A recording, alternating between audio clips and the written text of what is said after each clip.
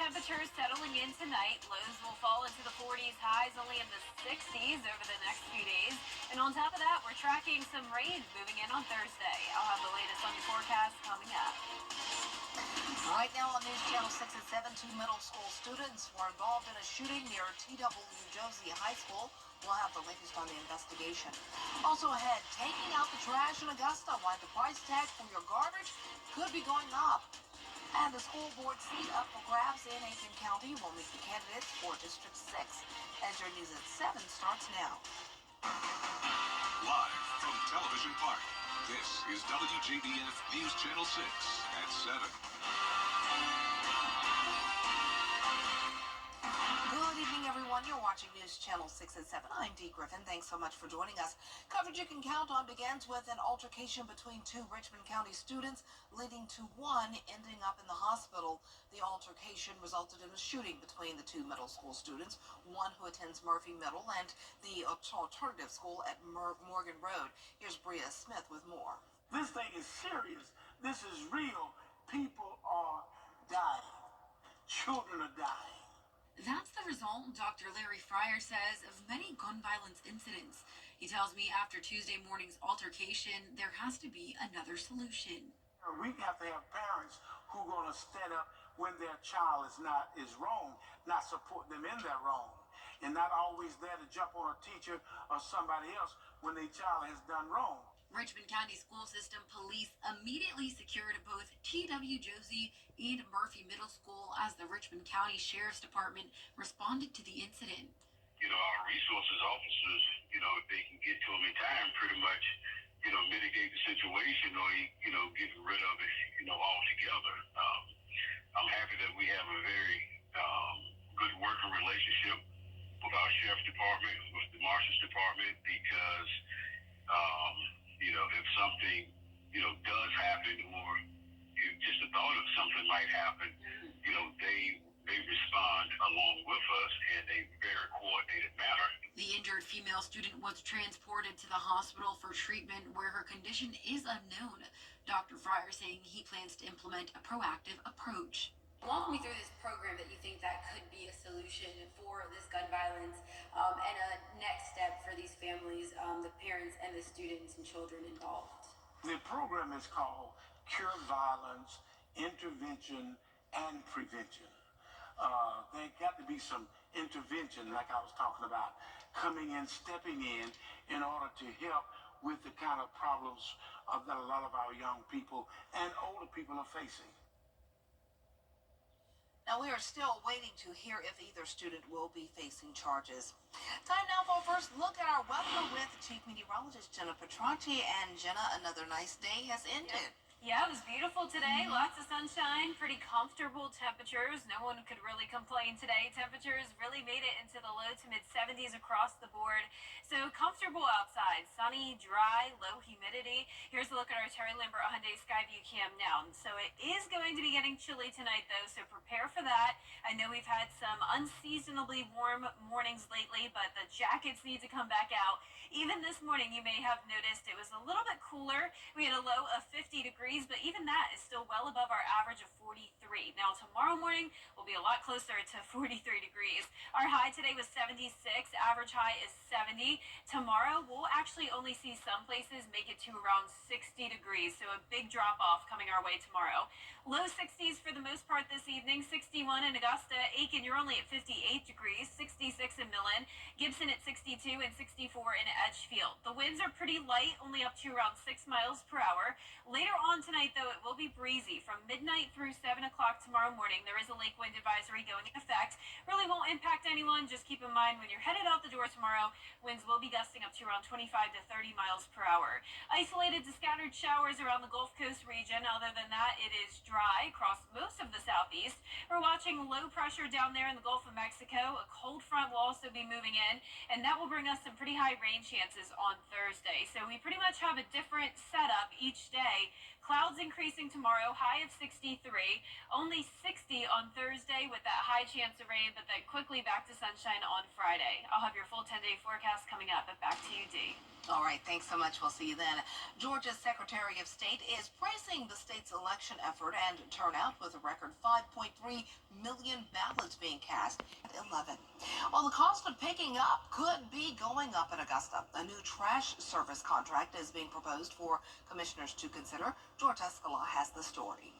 It's the proposal for new trash service in Augusta, but some commissioners believe it's garbage. It's not fair right now to the citizens to do this. We get 1 day a week pickup, and sometimes that doesn't always happen. It's the long-awaited proposed new contract for city trash service at an annual cost of $440. That's nearly a $120 increase over this year. I think it's something that we might have to go back to the drawing board. People are hurting, and trying to put this tax on them too, I think it's just not a good thing to do. Under the proposal, recycling would no longer be part of the city package. Customers who want to recycle would have the option of creating a separate account with their hauler. I think the last survey we did said only 24,000 people were using recycling, which means that we're losing money. But commissioners are looking at a plan that reduces service, yet calls for a 37% fee increase. But if it requires $120 more per resident, it's certainly something we're going to have to look into. Do you support that? Judge, I got to see the numbers first. I'm not going to support it. We don't need to be hitting up citizens with this increase. And so I want to tell you, it's going back. It needs to be discussed further. It is time for a new garbage service contract, but first, city leaders are planning to do a lot of trash talking. In Augusta, George Escala, WJBF, News Channel 6.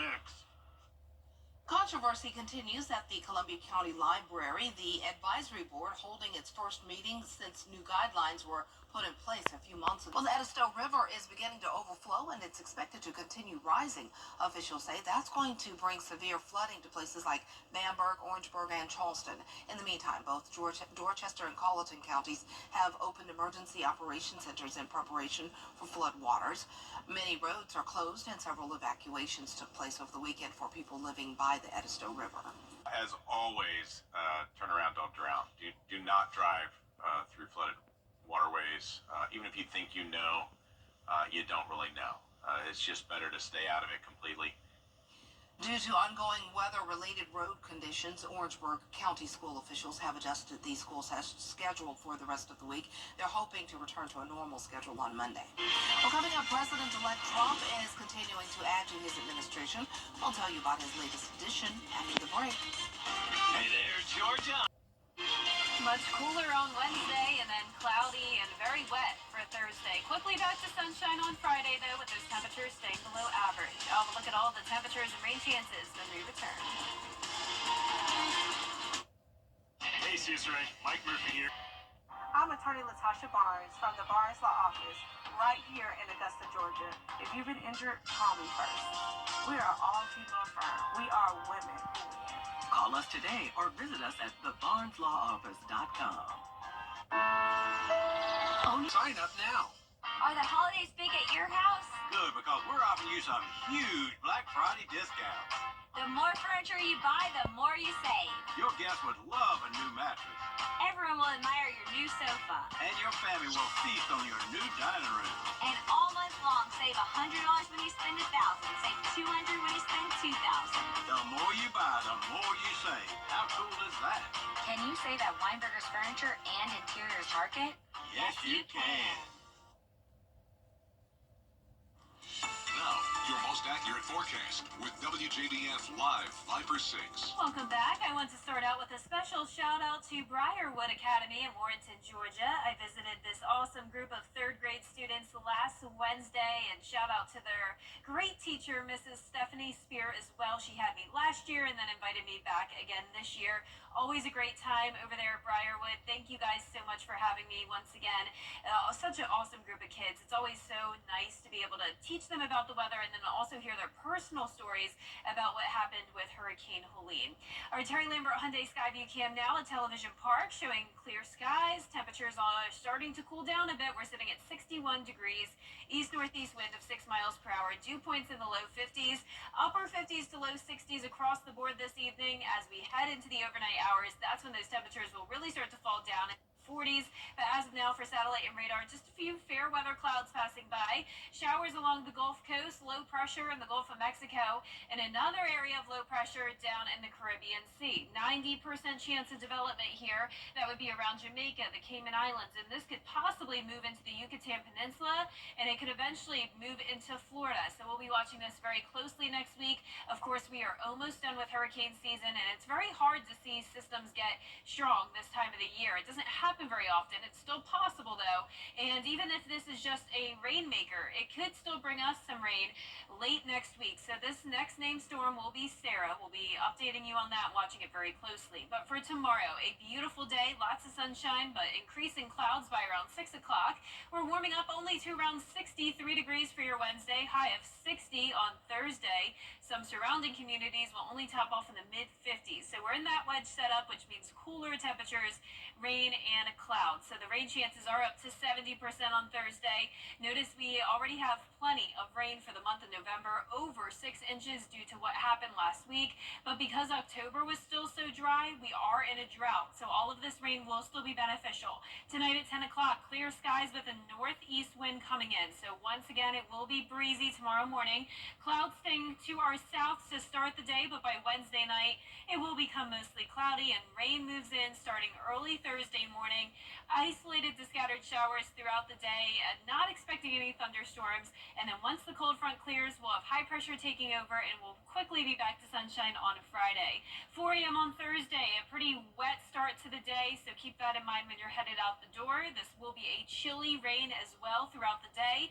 Notice the rain breaks apart a good bit though in the afternoon, so it won't be a complete washout all day long, but definitely very cloudy and much cooler. Lows tonight will be in the low to upper 40s, and our highs tomorrow will be in the low to mid 60s.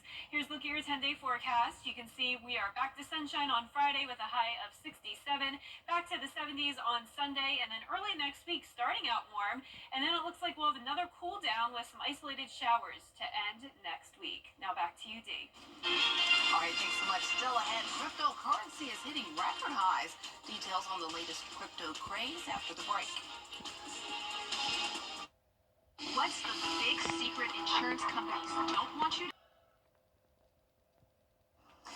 Krispy Kreme, my favorite place, is vying for a place at your Thanksgiving feast. It's coming out with a Thanksgiving collection of donuts. The pie-flavored treats include traditional flavors like chocolate silk pie, apple crumble, and blueberry crisp. The donuts are available in-store and on the Krispy Kreme app through Thanksgiving, so gobble gobble. Oh, those look so good. So good and so tempting. Yes, I would eat all of those. Oh my gosh, every single one. And we can just stare at them and just absorb They're them. beautiful. This way it's calorie free if we just stare at them and just, imagine ourselves eating them. No calories going in. I feel like we always show awesome food at the end of this half-hour show, right when I'm getting really hungry. Yes. So it's for sure. It's a setup. Oh, not cool. Well, our 10-day forecast looks great, Dee. We are getting some rain, though, as we look at if we can pull up the 10-day forecast. I'm not sure what happened to it. The 10-day forecast wants us to look at the nice view out there. And that's what it looked like today. We had lots of sunshine, but the clouds and rain are taking over on Thursday. All right, so bundle up when going to school in the morning, right? Yes, we are going to be chilly. There we go. You can see we're Yeah. going to be in the 40s starting tonight, and that continues even into next week. I know my jacketless son, he hates wearing a jacket, but I'm like, bundle up. He's going to need it. Yes, thanks so much for watching us. We're always with you, WJBF.com.